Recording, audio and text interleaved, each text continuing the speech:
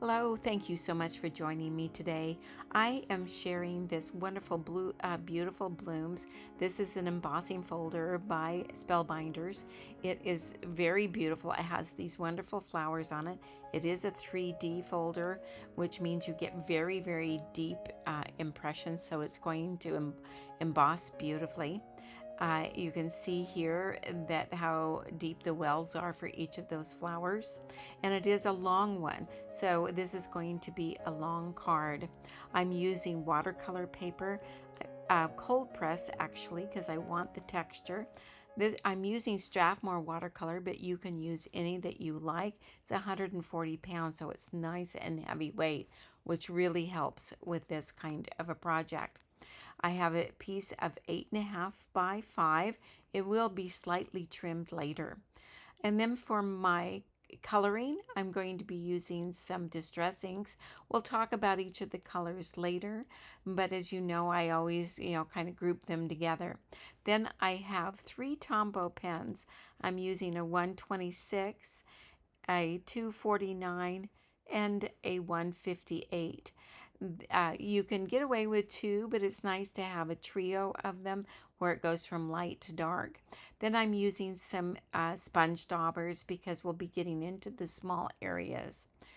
And of course, we'll be using some brushes a little bit later. So here's the sponge bobber, so it fits right on your finger and you can really get into some more intricate areas. Then I'm using the Spellbinders Mister.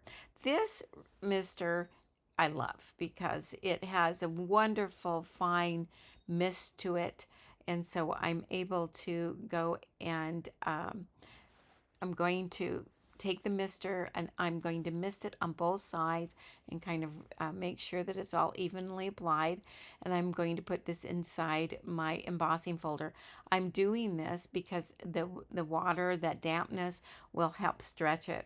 Now my sandwich to go into my die cutting machine, so I'm using my rubber mat, and then to give it a little extra pressure, I'm using some paper, some cardstock shims so that's my sandwich, and that's going to go into my die cutting machine. And see, look at this. Isn't this a beautiful, very deep embossing folder where it creates those flowers? And so I've got the sponge daubers, and I'm going to start out from light to dark. That's usually how I make that do most of my coloring. This is saltwater taffy, and these are all Distress inks, as I mentioned. And I use Festive Berries, and to get a little bit darker, I'll use Barn Door. Now, I might use in some areas, I do use Abandoned Coral, and then I like a little bit of yellow to my flowers sometimes, so I'm using Wild Honey. And this combination I'm going to use for all of these.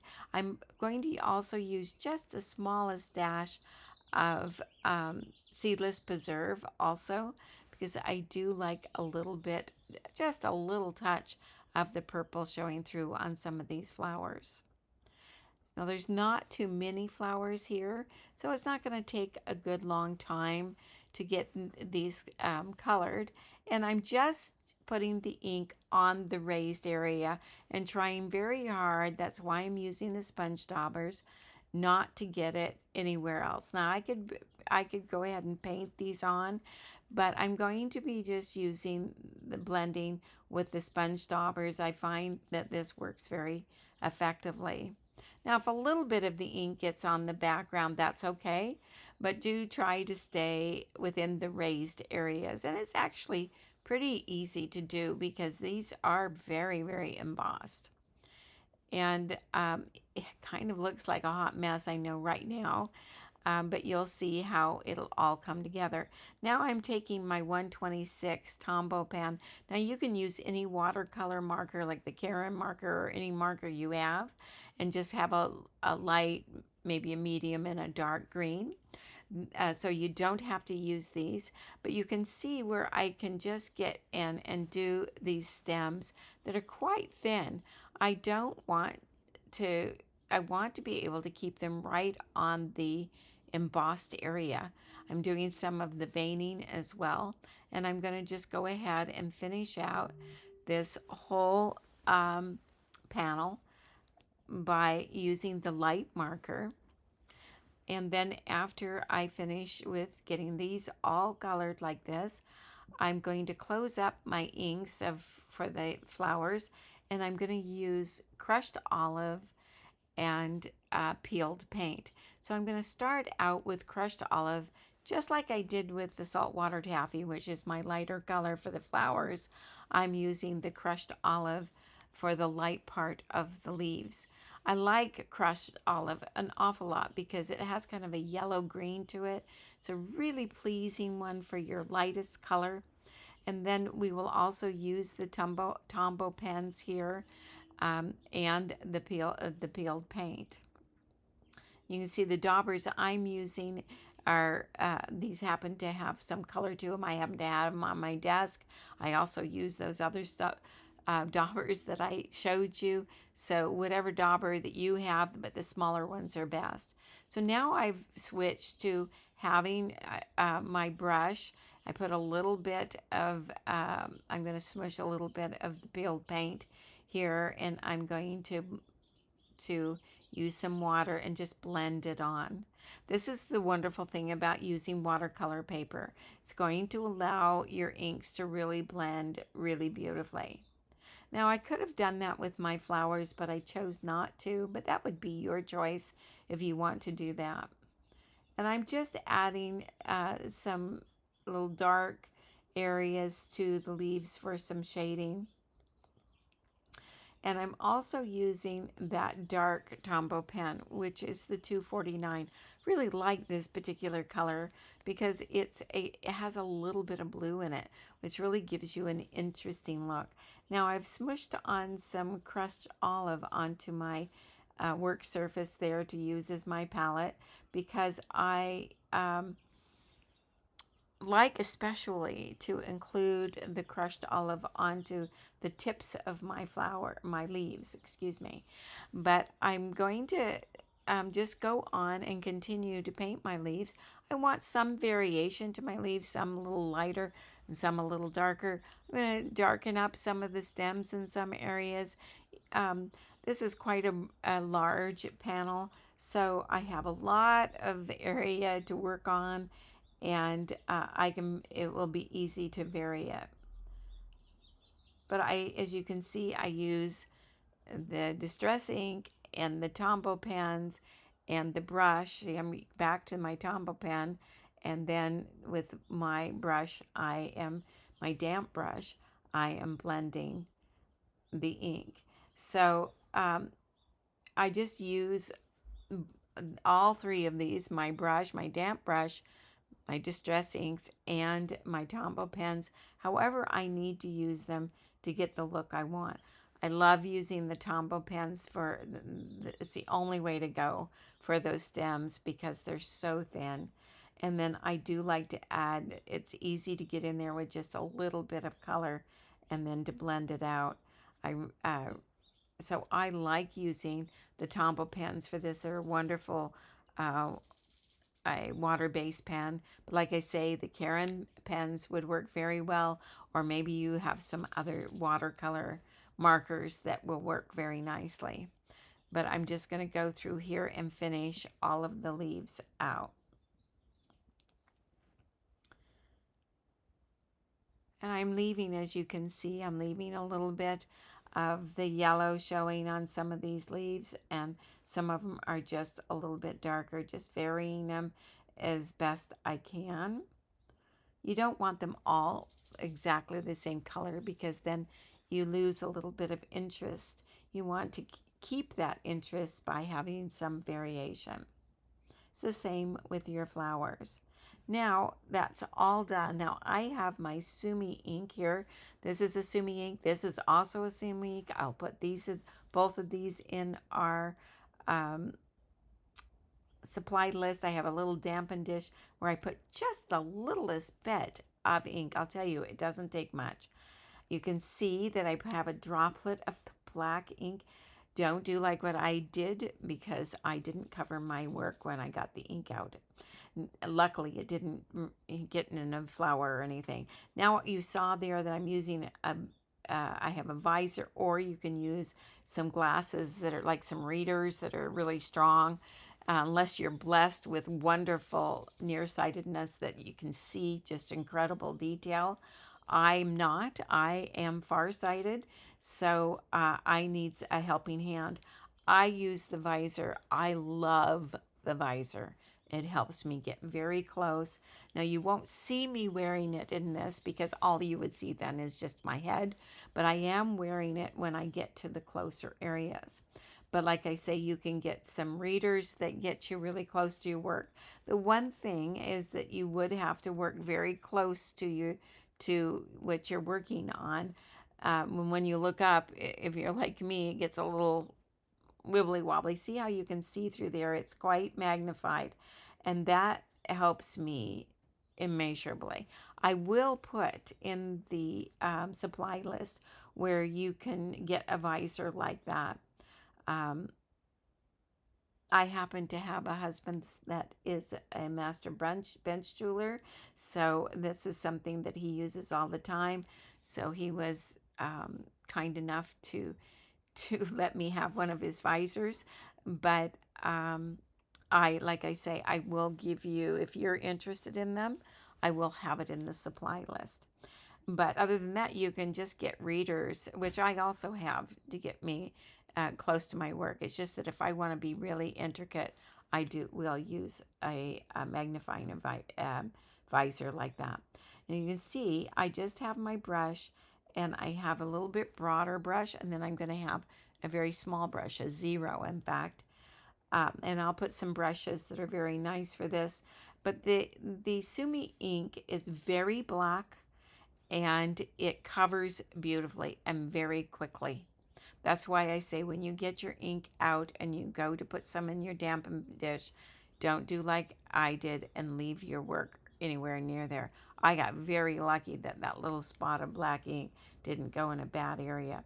But this ink is hard to get off. I will show you a little bit earlier how you can correct some little small areas. But if you get it in a big area, you're kind of in trouble, because this is very, very, very thick, very, very intense black. Now, one of the things I love about it is it does give a wonderful sheen, almost like a satiny lacquer sheen, which I love, and I love its coverage. It just goes on so beautifully, and it goes beautifully onto watercolor paper. Now I'm going to get into some of these small areas using my 0 brush, because some of these stems are very thin and they kind of intertwine, and you really have to get in to some small areas, or they might be close to a leaf. So I go and I paint. You can see I painted in between that where they intertwined. Now, if you notice, I'm going to point out how you can correct some of these, is that I got a little bit close, and I'll show you how to correct that. But also, I am just taking my Tombow pen where there's some white showing, where I'm just going to take my light color. But here I have an X-Acto knife, and I'm just scratching off very gingerly a little bit of that black ink. Again, as I'm going to say again, you can correct some areas that are very small like this, and then go see, I scratched that off a little bit, and then I can go back over it with a Tombow pen. It cannot correct really large areas that, where you have maybe a big blotch. It's not going to work. Now you can see there's my visor again that I'm going to put on, or you can use your glasses. You're going to really need it in these some of these areas to get into it. And you can see the little, how I use the leaves, and the flowers have these little areas that you really have to get into. Any place that it is not embossed, where it's not raised, you want to have the black ink. So, all the color other than black is all on the emboss, so that the ones that are raised, and all of the parts that are not raised are black. So you'll see that you'll really give definition to um, your leaves. See that little skinny area I'm painting there? That really, I have to get right into my work to paint that. Um, I'm not, I have my visor on, but I'm not as close. Just wanted to show you how that changes that to paint in that area.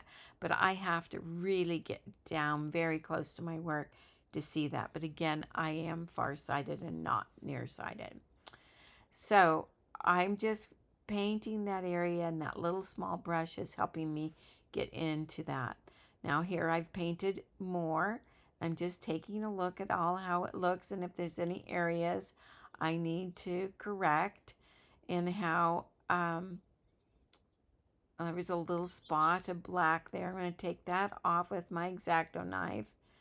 And then I wanted to take off some here, but this is a good example where I tried to take off more than I really should have.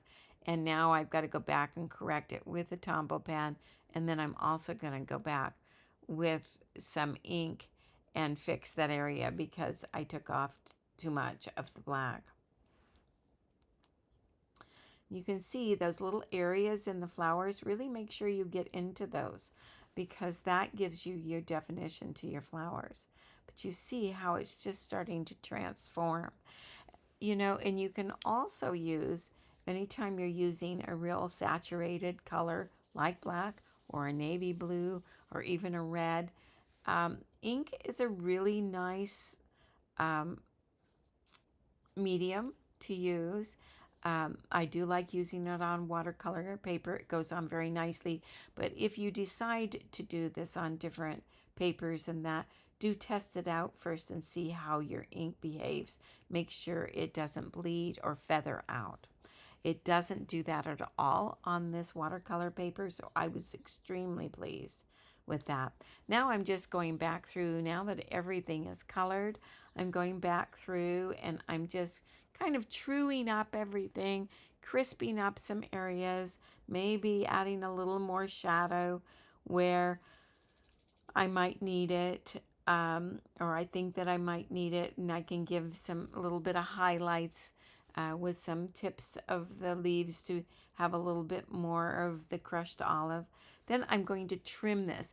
I only trimmed it a little to 4 3/4 by 8 1/4. So it is a big card. Now I'm going to work on the sentiment. This is Papertrey Inks Perfect Pairs Essential.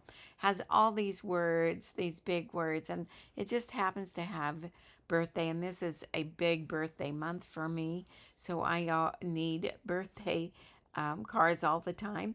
I'm using my favorite crisp ink, which is VersaFine Black Onyx, and I stamped that, and I cut out an extra. It does have the matching die that cuts it out. It also has those little words that coordinate with it. I used the Spellbinders. This is great. It has lots of wonderful banners, but if you just want the strip, I cut those out too blank. I have them both ways, both printed and then also with the just the strip, so I can stamp some other sentiment or word, like in this case, from some other set. And now I'm going to I've cut out another one of the birthday. I'm going to just layer this on top so that I can, it can just pop up just ever so slightly.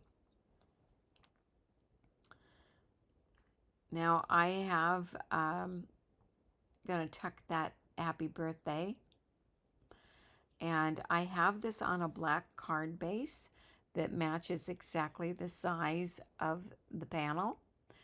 And I'm going to try to get in. I put some stickum on that birthday and just a little bit of glue so I can stick that on there. But this little strip was a little too long, so I'm just trimming it and giving it its little flag ends to it with some little detail scissors. And then that's going to basically finish my card out. And I just love this background because it is so rich, and this will give you, here you can see a close-up of how that wonderful background of the Sumi ink has that, like I mentioned before, this wonderful sheen to it, which almost has kind of a lacquer finish to it. You can always, if you want it more and more intense, you can add more layers of the black if you want to, but I think the coverage of it just is beautiful. It just covers it so fast, and usually with just one time over it. But I love how it makes the whole design just pop. It's a fabulous embossing folder. This, I think, was a great way to use it. So just to recap, this is the Spellbinders Beautiful Blooms embossing folder, and the Paper Tray Ink Perfect Pairs Essentials I use. And then, of course, a lot of distress inks and other goodies. I will put them all in the supply list, which the link is down below. I want to thank you so much for being with me today. I hope you enjoyed it. If you did, please give us a thumbs up. And if you haven't already, we'd be over the moon if you would subscribe. Thanks so much, and I hope to see you next time. Bye.